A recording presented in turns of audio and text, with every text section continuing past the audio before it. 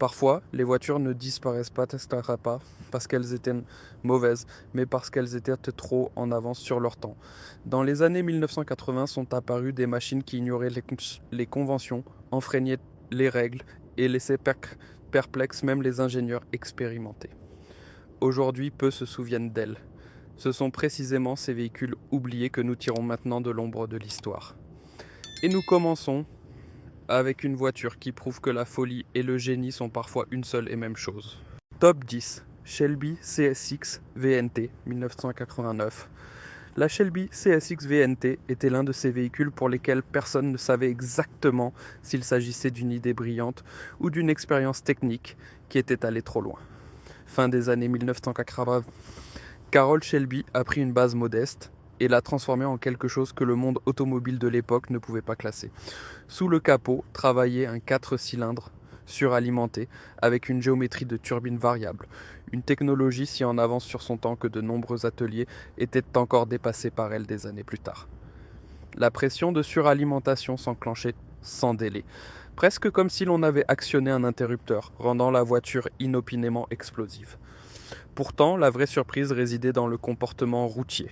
Le réglage de série fut entièrement abandonné, le châssis radicalement revu, de sorte que ce véhicule atteignait des vitesses en courbe que l'on attendait, à l'époque de voitures de sport nettement plus exotiques. L'intérieur était empreint de l'exubérance typique de la fin des années 80, avec des sièges sport, de nombreux indicateurs, et une atmosphère qui promettait la performance avant même que le moteur ne soit démarré. Seul un très petit nombre d'exemplaires a quitté la production et beaucoup de ces véhicules ont rapidement disparu, que ce soit à cause d'accidents ou de modifications. Aujourd'hui, la CSX VNT ressemble à un rappel de ce qui peut arriver lorsqu'un ingénieur n'a pas peur des conséquences.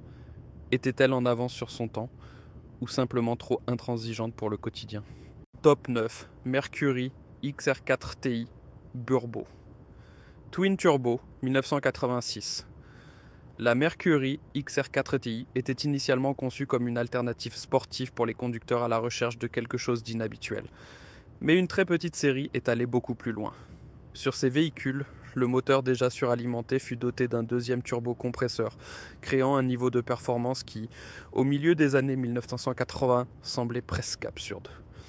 La puissance se déclenchait brutalement, comme si la voiture s'éveillait soudainement, transformant chaque ligne droite en une expérience courte et intense. Mais la puissance seule n'était pas l'objectif. Le châssis fut largement renforcé, les freins adaptés pour pouvoir contrôler la vitesse supplémentaire. Dans les virages, ce véhicule montrait qu'il voulait plus que d'être simplement rapide en ligne droite. L'intérieur associait un design sobre des années 80 à des exigences de performance claires, avec des indicateurs supplémentaires qui rappelaient constamment qu'il y avait quelque chose de spécial qui y travaillait. Le revers de cette radicalité était la complexité. 2 turbocompresseurs signifiaient plus de chaleur, plus de technologie et plus de problèmes au quotidien.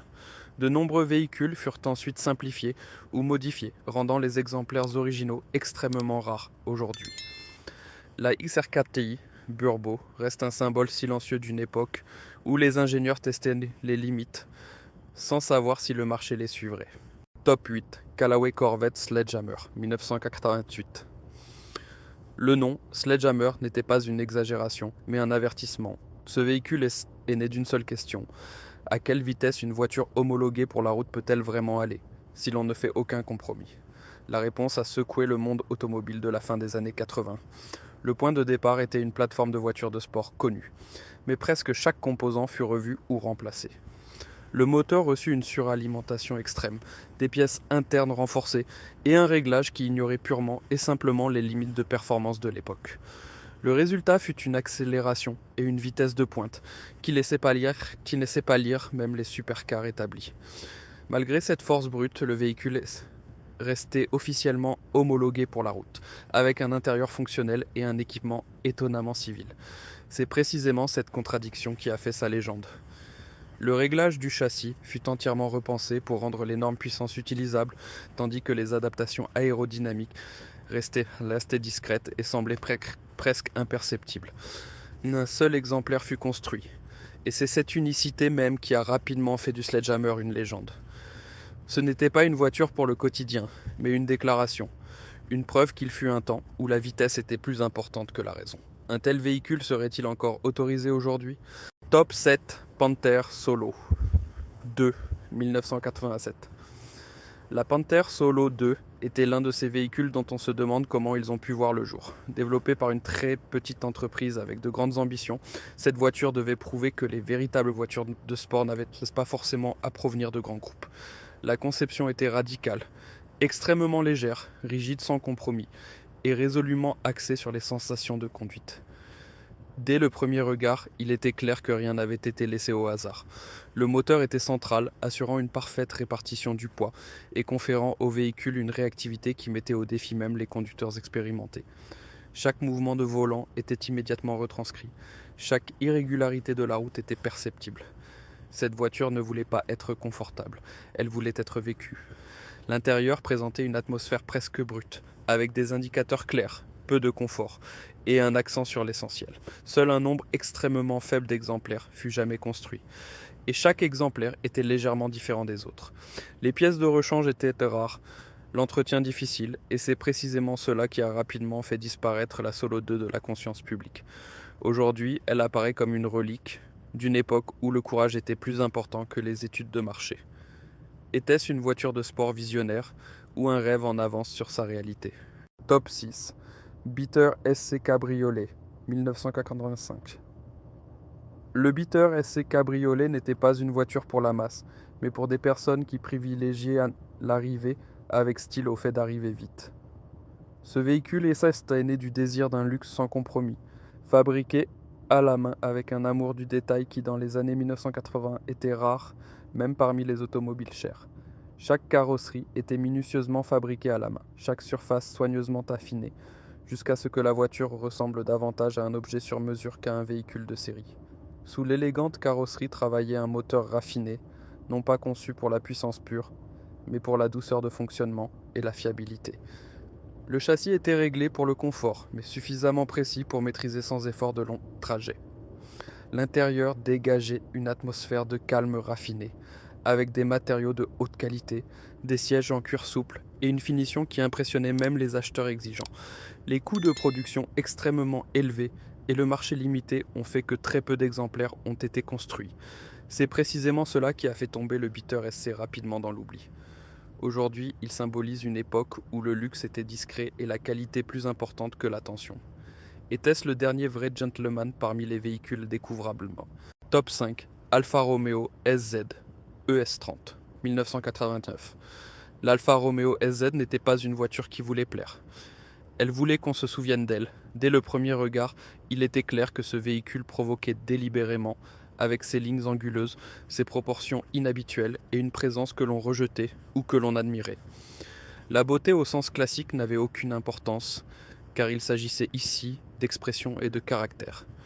Sous la carrosserie distinctive se cachait une technologie fortement axée sur les sensations de conduite. Le châssis était exceptionnellement précis, la direction directe et non filtrée, de sorte que chaque mouvement de la route était perceptible. Le moteur délivrait sa puissance non pas de manière spectaculaire, mais émotionnelle, accompagnée d'un son qui venait des profondeurs de son âme mécanique. Cette voiture voulait être conduite, pas expliquée. L'intérieur semblait singulier, presque contradictoire, avec des éléments de haute qualité, côtoyant des détails sobres. C'est précisément ce mélange qui rendait la Z si spéciale. Le nombre d'exemplaires produits est resté faible, et beaucoup ne la comprenaient quand même pas à l'époque. Aujourd'hui, elle est considérée comme le symbole d'une époque où les constructeurs avaient encore le courage de privilégier l'émotion à la convention. La S était-elle une erreur ou l'un des véhicules Schumett les plus honnêtes de son époque? Top 4, BMW M1. Procar, version homologuée pour la route, 1981. La BMW M1 était déjà un véhicule d'exception, mais la version Procar évoluait dans un monde à part entière. Initialement développée pour la course, cette voiture est née à une période où la frontière entre circuit et route était encore étonnamment mince. La variante Procar apportait une technologie qui n'était pas vraiment destinée à la circulation publique, et c'est précisément cela qui lui conférait une aura presque mythique. Le moteur était à haut régime, sans compromis, et conçu pour une puissance maximale. Chaque coup d'accélérateur donnait l'impression d'une promesse, chaque régime d'un défi. Le châssis était dur, direct, et impitoyablement honnête, sans aides électroniques ni solutions de confort. Ce véhicule exigeait respect et compétence car il ne pardonnait aucune erreur. L'intérieur était celui d'une voiture de course pure, réduit à l'essentiel, avec un accent sur le contrôle et la concentration. Très peu d'exemplaires n'ont jamais circulé sur les routes publiques, ce qui a rapidement fait de la Procar un objet de désir. Aujourd'hui, elle représente une époque où la technologie du sport automobile pouvait être vécue sans filtre. Était-ce le moment où les voitures de course et l'homologation routière se sont touchées une dernière fois? Top 3, Ford RS200. Évolution, 1986. La Ford RS200 Evolution n'était pas un véhicule routier ordinaire, mais une voiture de course qui portait une plaque d'immatriculation par hasard. Elle est si née à une époque où les ingénieurs ne connaissaient guère de limites et où la performance était plus importante que la prudence. La version Evolution est allée encore plus loin, transformant un concept déjà extrême en quelque chose de presque incontrôlable. Légère, compacte et dotée d'un système de propulsion qui transformait chaque surface en terrain de jeu, cette voiture semblait venir d'un autre monde. Le déploiement de la puissance était brutal et imprévisible, accompagné d'un turbocompresseur qui demandait de la patience et récompensait le courage. Dès que la puissance s'enclenchait, chaque ligne droite semblait trop courte. Le châssis était rigide et sans compromis, conçu pour un contrôle maximal à haute vitesse, non pour le confort ou l'utilisation quotidienne. L'intérieur rappelait davantage une voiture de course qu'un véhicule de série, fonctionnel, étroit et sans distraction. Très peu d'exemplaires furent construits et beaucoup ont rapidement disparu dans des collections ou sur des circuits fermés. Aujourd'hui, la RS200 Evolution est considérée comme le symbole d'une époque où la liberté automobile existait encore sans filtre. Était-ce un chef-d'œuvre technique ou une expérience trop dangereuse pour la route? Top 2, Lancia Delta S4 Stradale, en 1988. La Lancia Delta S4 Stradale était le résultat d'une époque où les ingénieurs n'avaient pas peur de l'exagération. Ce véhicule combinait deux formes de suralimentation différentes dans un seul moteur, créant ainsi un déploiement de puissance qui pour l'époque semblait presque surréaliste. Dès le premier instant, la puissance était disponible, uniforme, inarrêtable et sans le retard typique qui accompagnait de nombreuses voitures de sport de cette époque. La construction était sans compromis, axée sur la performance.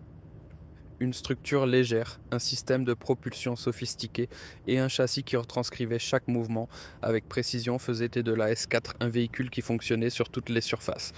Elle semblait stable, confiante et toujours prête à aller plus loin, quelles que soient les conditions. L'intérieur était d'une atmosphère sobre, presque fonctionnelle, comme si le confort était une question secondaire.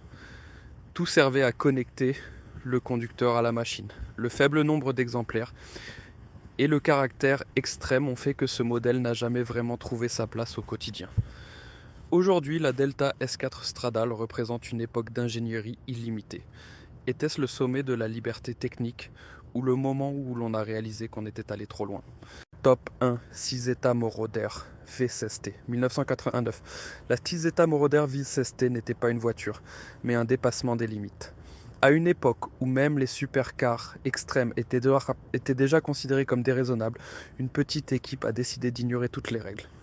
Derrière le conducteur travaillait un moteur 16 cylindres monté transversalement, construit à partir de deux 8 cylindres à St. Bribs assemblés. Une solution technique aussi fascinante qu'effrayante. Le déploiement de puissance semblait infini, régulier et brutal à la fois, accompagné d'un son qui rappelait davantage une machine industrielle qu'une automobile ordinaire. La carrosserie était conçue sans compromis, avec des lignes acérées, une voie large et une présence qui exigeait le respect dès l'arrêt. Ce véhicule n'était pas conçu pour la visibilité ou la praticité, mais pour un impact maximal. L'intérieur présentait un mélange singulier de luxe et de rigueur technique, avec de nombreux indicateurs, des commandes lourdes et une atmosphère qui rappelait constamment l'énorme puissance derrière le conducteur. Seul un infime nombre d'exemplaires fut jamais construit, chaque exemplaire étant presque unique. C'est précisément cette rareté qui a rapidement fait tomber la V16T dans l'oubli. Aujourd'hui, elle est considérée comme l'expression ultime de l'excès automobile de la fin des années 80. Était-ce la dernière vraie folie sur 4 roues avant que la raison et les règles ne prennent définitivement le dessus? Ces 10 véhicules rappellent qu'il fut un temps où le courage était plus important que les analyses de marché et l'émotion primait sur la raison. Laquelle de ces machines remettriez-vous aujourd'hui sur la route? Écrivez-le dans les commentaires. Partagez vos souvenirs Et si ce voyage dans le passé vous a plu, abonnez-vous à la chaîne et laissez un j'aime pour plus d'histoires automobiles à ne pas oublier.